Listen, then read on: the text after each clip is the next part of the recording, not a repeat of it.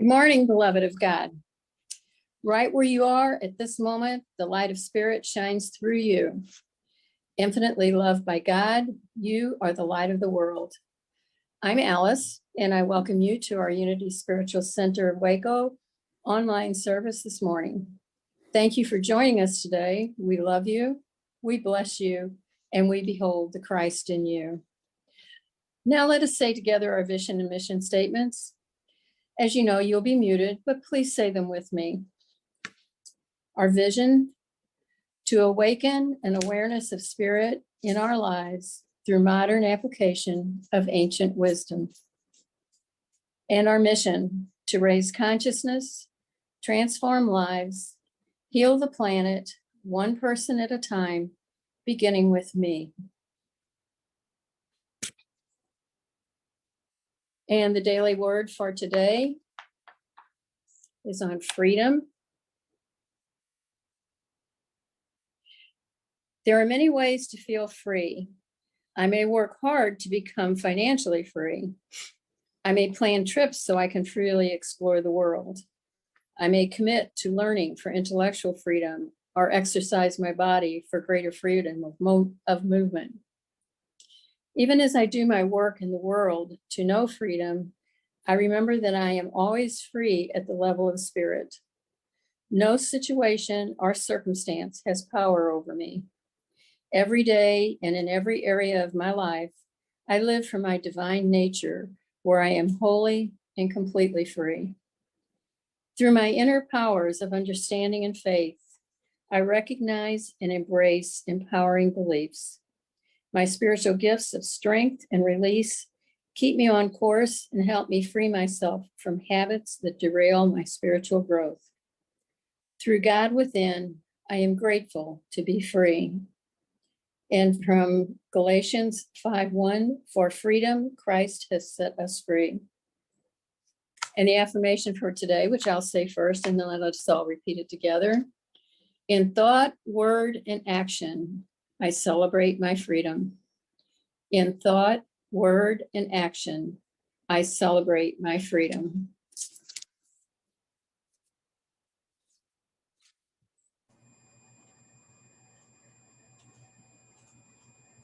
Thank you, Alice, and good morning to all of you.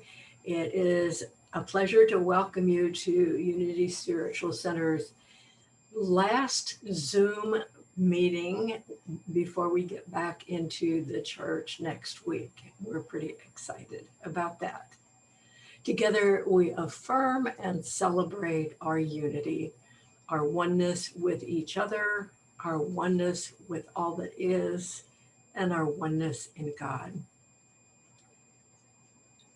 Unity is a New Thought denomination, yet as we remind you each week, New Thought is really nothing new to the world. It is in reality a synthesis of the greatest concepts from the minds and spirits of humankind across the ages.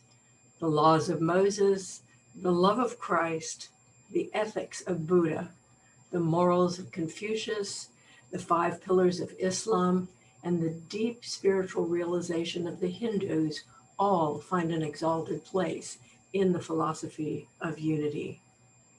In unity, we believe that all people are created with sacred worth, regardless of culture, ethnicity, sexual orientation, or creed. And we know that neither God nor unity leave anyone out. So let us join together now in a time of prayer. Eternal presence of life, light, and love, we join together this morning in a joyous celebration of the birth of our nation, and we give thanks. We are grateful for the freedom that comes with being an American, and we affirm freedom, increased freedom for all people in this country and all people of the world. We know that your precious will for us is to be free.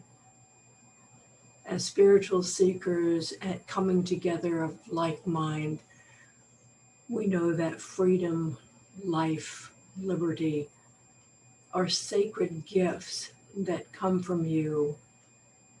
We do not have to earn them. They are ours. It is our obligation to be sure that all people everywhere enjoy the freedom that you have given us. We are grateful for so many things about our country and so many things in our own lives, for the rain that has nourished all of the new growth, for the beautiful days of sunshine, for family, for friends, for the love of pets, for the caring of people for animals and one another. And so as we celebrate this joyful day, we do so in a spirit of gratitude.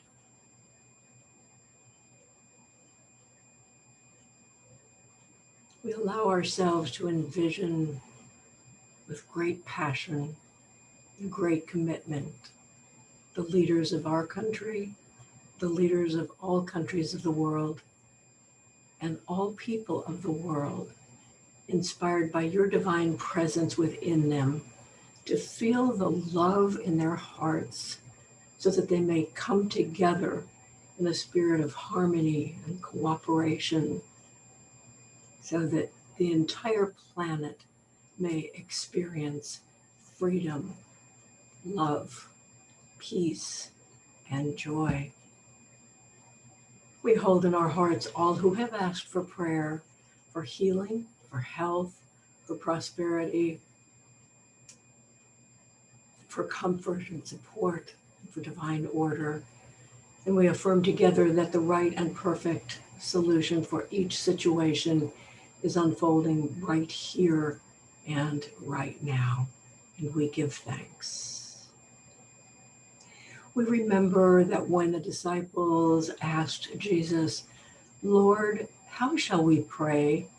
He said, "Pray like this." And together we say the Lord's Prayer as taught to the disciples by our master teacher, Jesus. Infinite presence, which is everywhere. Your name is sacred. Your kingdom is come. Your will is throughout the earth, even as it is throughout the universe. You give us our needful bread from day to day, and you forgive our offenses, even as we forgive our offenders.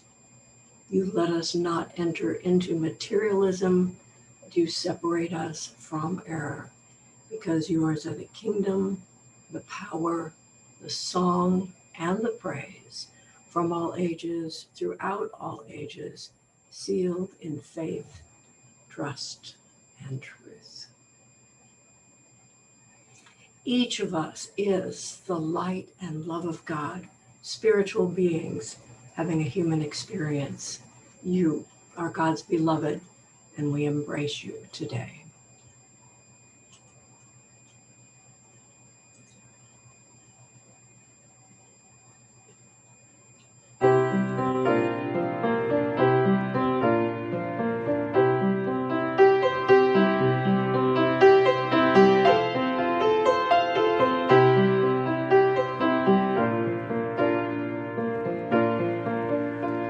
My skin may be a different shade, my language not the same. I pray in different places, I call God by different names. My clothing may not be like yours, might stand out in a crowd, but in universal spirit, there are differences allowed. We have the precious present,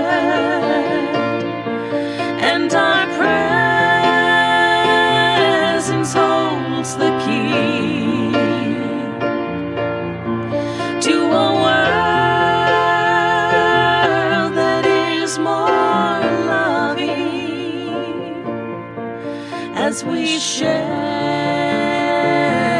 the dream of peace, as we share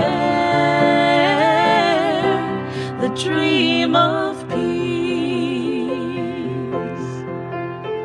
My arms embrace my children, I fall in love, I cry, I marvel at the sunset as another day goes by. But halfway round the world I know, your rain brings rainbows too. Though we might seem so different,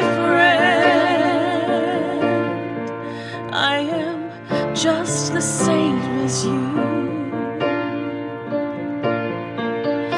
We have the precious present, and our presence holds the key to a world that is more loving, as we share the dream of peace, as we share the dream of peace, imagining the future, remembering the past. Together we can co-create a vision that will last. We have the precious present, and our presence holds the key to a world that is more loving, as we share the dream of peace, as we share the dream of peace.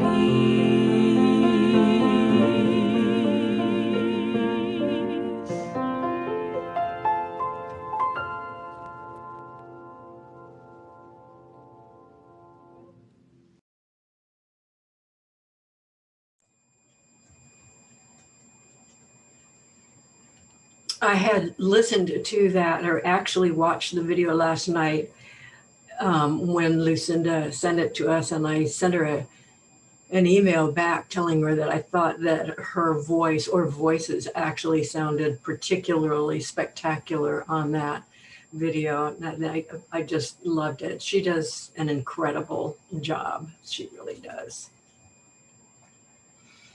In my email to you on Thursday, I wrote, since Sunday is the 4th of July, it seems only fitting to celebrate that day by addressing the many ways in which our country is an incredibly wonderful place to live. There will be examples aplenty of the joys and blessings of being an American, including our ingenuity and our quirkiness as well. So if I've given Reverend Don enough time to set up our next video narrated by Charlie Daniels in celebration of America, we'll enjoy that together. Thank you, Don, for doing that.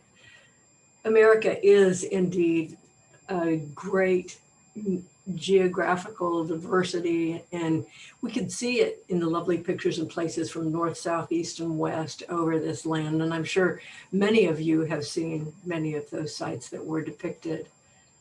Viewing those scenes cannot help but make us feel blessed to live in this magnificent country. And for a few brief moments of just looking at the beauty of all those places and the memories or the images they conjure up, we can forget whether we're Republican or Democrat, and that there is often disturbing discord and serious disharmony which often seems to be increasing.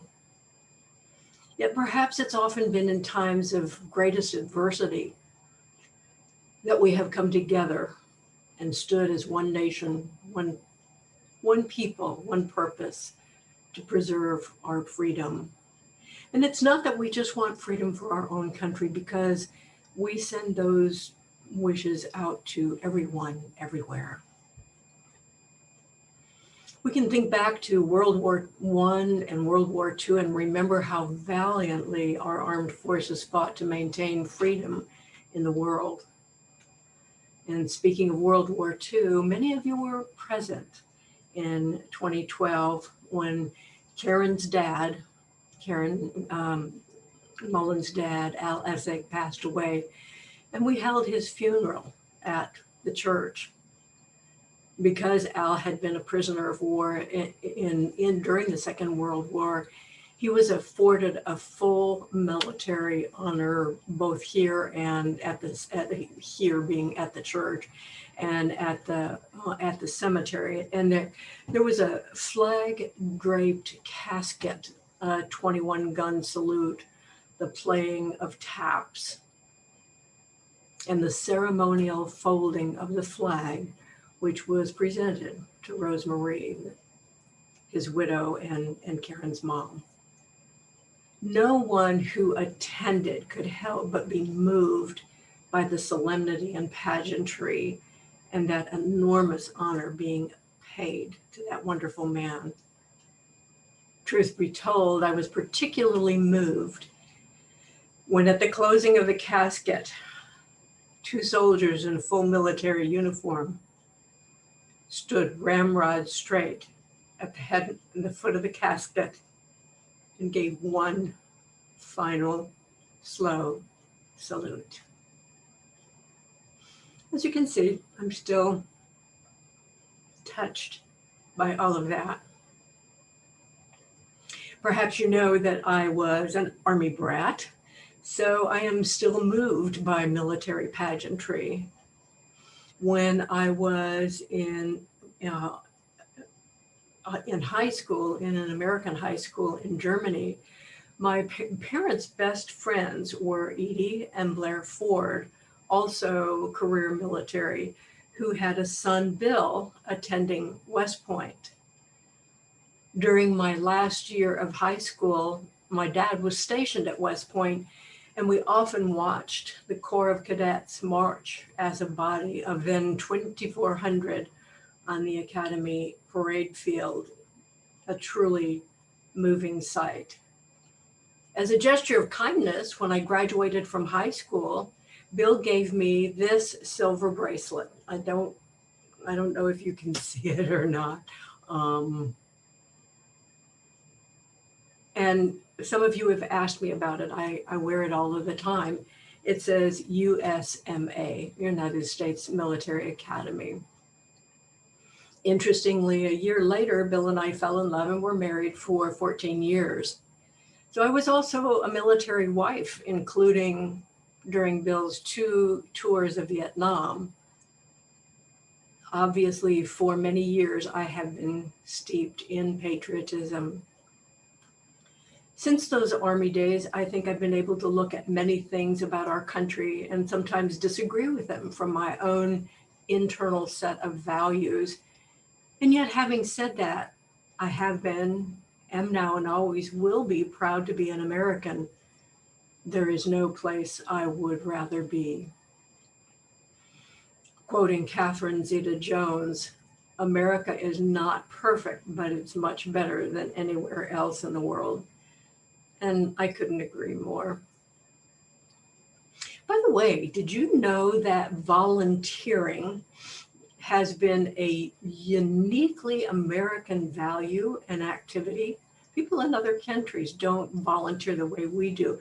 I know many of you volunteer at the church, at hospitals, at various service agencies, and or participate in a lot of other volunteer capacities. I'm reminded of 9/11, the disastrous tornadoes, hurricanes, floods, and wildfires that have occurred over the years. And I've watched as many Americans reached out to Americans, American to American, offering help in myriad ways to people who've been devastated by these calamities. And yet I know that a lot of Americans have also volunteered in other countries that have been affected in many ways, and especially when we think about our military and the many places that they have been. People in this country also reach out to save animals affected by hurricanes, oil spills, and other disasters, or kittens abandoned by their mothers. Each week in my opening prayer, I invite us to envision the leaders of our country coming together in a spirit of cooperation so that the highest and best can unfold for the people of America. We also pray that all leaders will be inspired to come together so that the people in the entire world can live together in peace. Freedom and peace are the greatest treasures, and without a doubt, God's will for all of us. Well, since today we celebrate our 245th birthday, the day the Declaration of Independence was signed, I thought you might like to hear an interesting story involving 4th of July and the second and third presidents of the United States. Two men who knew each other well, the second and third presidents of the United States, John Adams and Thomas Jefferson, died on the very same day, in the very same year, on the 4th of July in 1826. Adams' last words were, "Jefferson still lives." But Jefferson had died a few hours earlier.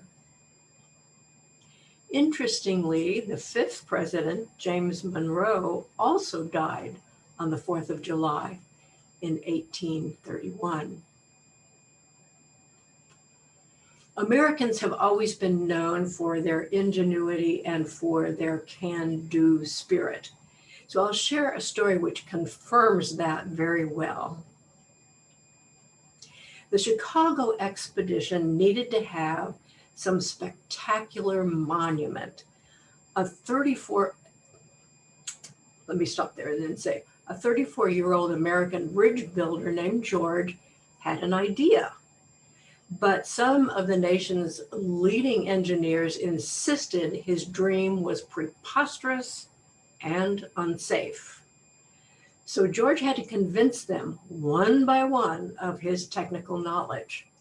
Everyone knew that a bridge with that much steel would require a year to build, and this, the much more complex structure George had in mind, had to be completed in just 4.5 months. Impossible, they said. Yet his impossible dream was completed on the eve of the fair. Then the skeptics were at it again when it was announced that he would be unable to attend the dedication. Sick? Who could believe that? Well, his wife did. And public confidence was glued together again when she went up first, making the ascension to the top of that thing, which was taller than a 25-story building. When she came down, thousands went up. And the tower George built never did pass from the American skyline, but he never knew. You see, he really was ill that day, tuberculosis. He died a few weeks later, but his contribution to the Chicago Fair has replicas everywhere today, keeping his name alive in gaily colored lights around the world. The bridge builder of 1893 was George Washington Gale Ferris, and his monument, the Ferris wheel. Well, Americans may be ingenious, but we're also a little bit quirky too. And if you doubt that, here are some facts about America and Americans. Only in America can a pizza get to your house faster than an ambulance. Only in America are there handicapped parking spaces in front of a skating rink. Only in America do people order double cheeseburger, large fries, and a Diet Coke. Only in America do banks leave both doors open and then chain the pens to the counter. Only in America do we use the word politics to describe the process so well. Poly in Latin means many, and ticks mean blood-sucking creatures. Think about that. And finally, proud as we are to be Americans, tax time can be a bit trying for us, as this cute anecdote illustrates all too well. A Dutchman was explaining the red, white, and blue Netherlands flag to an American. He said, "Our flag is symbolic of our taxes. We get red when we talk about them, white when we get our tax bill, and blue after we pay them." The American nodded. "It's the same in my country," he said, "only we see stars too." Well, it's wonderful to be an American, and we are grateful to all who brought forth this country we call the United States of America, and for those who have dedicated their lives that this nation might thrive. We honor those who have gone before us and were called by Tom Brokaw the greatest generation. Brokaw says of them, "They came of age during the Great Depression and the Second World War and went on to build modern America, men and women whose everyday lives of duty, honor, achievement, and courage gave us the world we have today." And we thank and honor all those who serve today to protect our freedom and those who continue in myriad ways to build upon the greatness of this country that we inherited. We're grateful for the many ways we are richly blessed in living in America, the country we call home. So I'll complete today's message by reading from a daily word for the 4th of July from several years ago that I saved to share with you on some year when the 4th of July actually fell on Sunday, as it does today. So this is what that daily word said. The word for July 4th is liberty. The liberating Spirit of God lives in me. Freedom, sweet freedom. The human desire for freedom is innate and universal. I am free, and I cherish my liberty. In the spirit of freedom, I am true to myself. I am free to think, say, and do what I choose. I am free to grow and change. I am free to celebrate my life anew each day.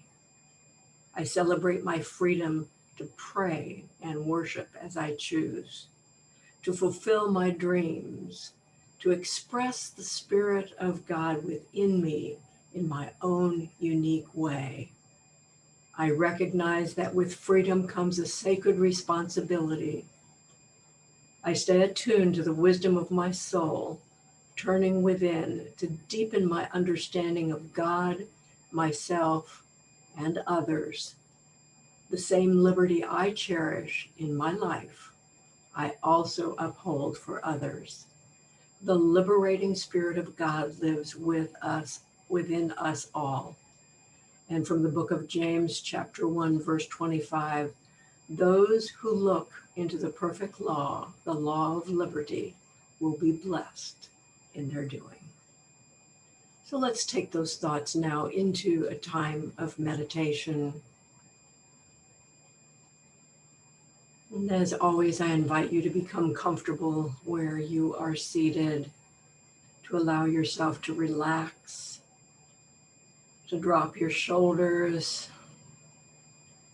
let go of any tension in your body, and take in a deep cleansing breath, remembering that each breath is the breath of God,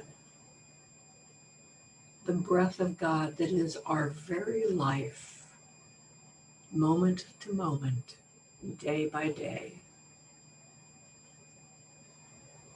And as you exhale your breaths, I invite you to allow anything that's weighing heavily on your mind or in your heart to simply be released on that breath, and to turn within and know that Christ essence within you.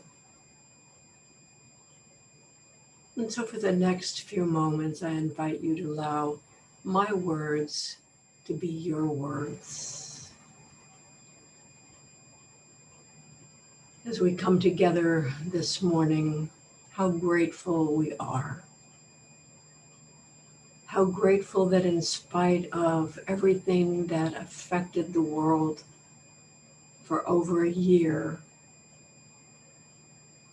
has given us the opportunity to come together in this beautiful way. What a miracle it has been to be together, even if not in person. But how grateful we are to see the faces of one another, to recognize the Christ presence in each other, and to know that we are blessed by this process.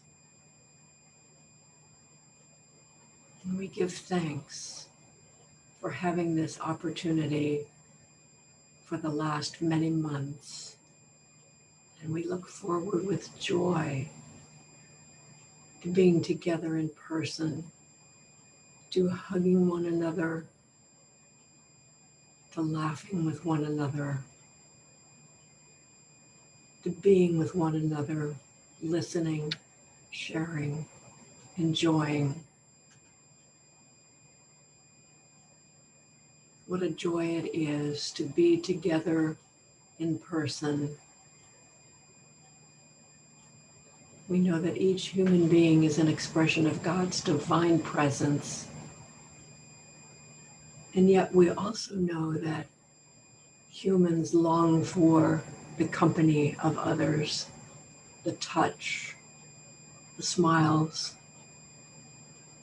And as we envision those in our mind right now, we give thanks. We give thanks for family and friends.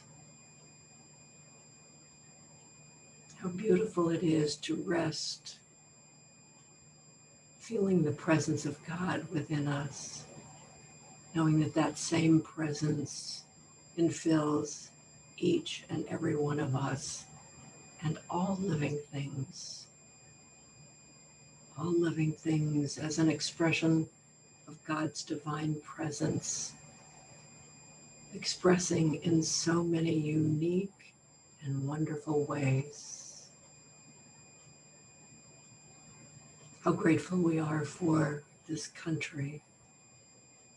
We hold it in our hearts and in our prayers, that we learn to come together in joy, in peace, and cooperation, so that any divisiveness, any sense of separation may simply evaporate, and that only love prevails.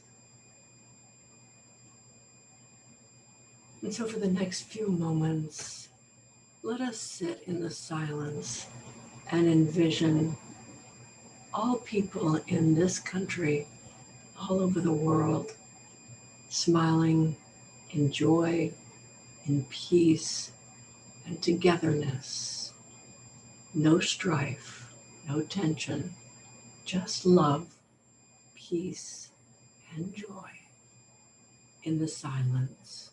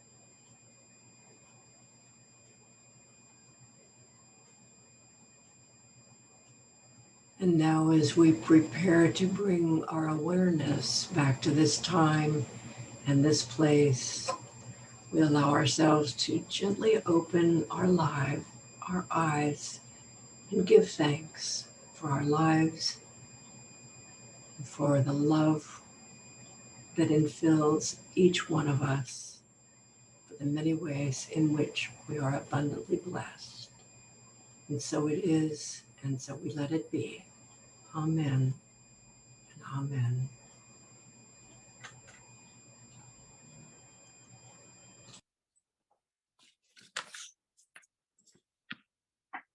Margo, that was a delightful talk. I felt like I learned a lot, but I also had some good chuckles in there. That was really fun. I enjoyed it. Thank you. Yeah. Let's just go. Oh, you missed it. I have a little interference here. I'm sorry. Okay, now join me in the offertory prayer.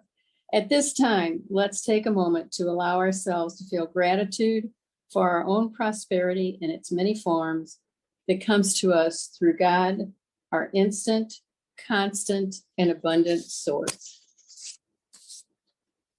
Now together, let's say, divine love through me blesses and multiplies all of the good I am and have, all of the good I give and receive, and I am grateful. If you're moved to do so, you may give a tithe or love offering to Unity Spiritual Center on our website, and it would be greatly appreciated. Thank you.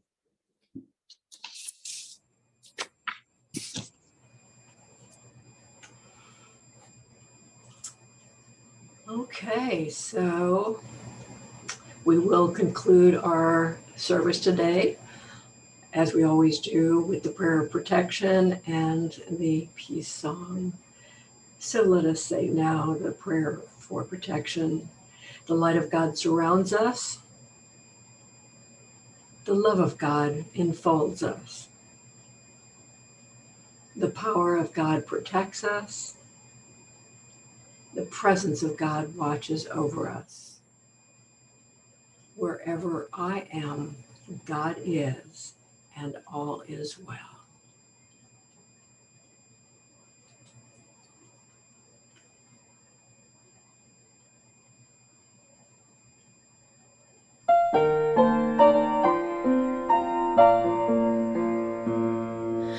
Let there be peace on earth, and let it begin with me.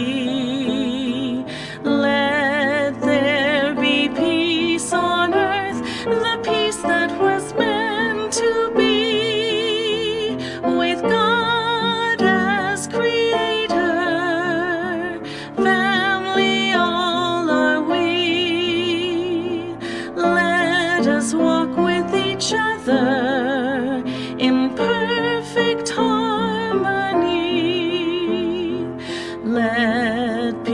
this begin with me. Let this be the moment now. With every step I take, let this be my joyous vow. To take each moment and live each moment in peace eternally. Let there be peace on earth, and let it begin with me.